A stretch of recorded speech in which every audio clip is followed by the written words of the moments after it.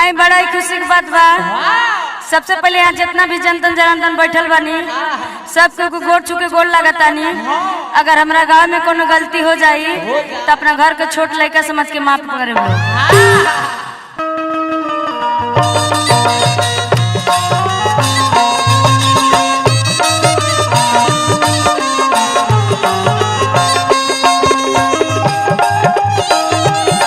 अरे बोला रहा मुस्कान, अरे बोला रहा।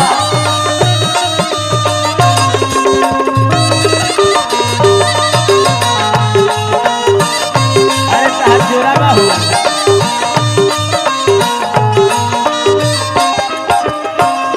नैहर के यारावा करेला इंतजार, नैहर के यारावा करेला इंतजार। कन्या बन के आईनी भोले, कन्या बन के आईनी भोले राजा जी तोहार। नैहर के यारावा करेला इंतजार, नैहर के यारावा करेला इंतजार।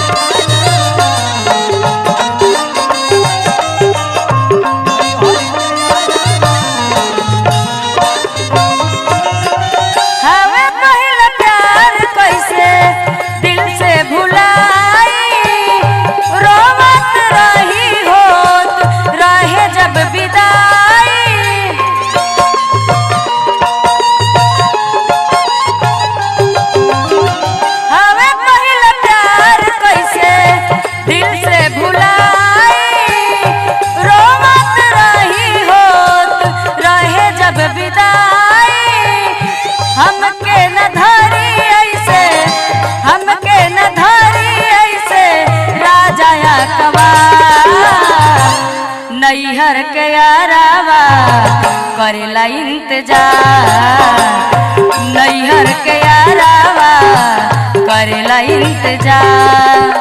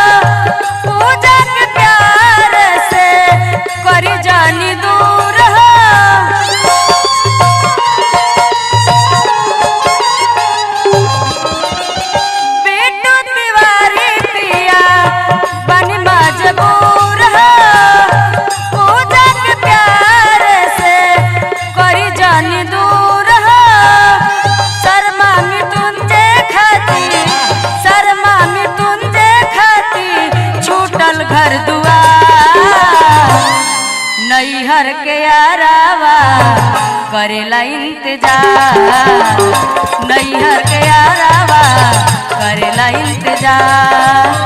कन्या बन के आईनी भोले, कन्या बन के आईनी भोले राजा जी तोहार, नैहर के यारावा करेला इंतजार, नैहर के यारावा करेला इंतजार, नैहर के यारावा करेला इंतजार, नैहर के यारावा करे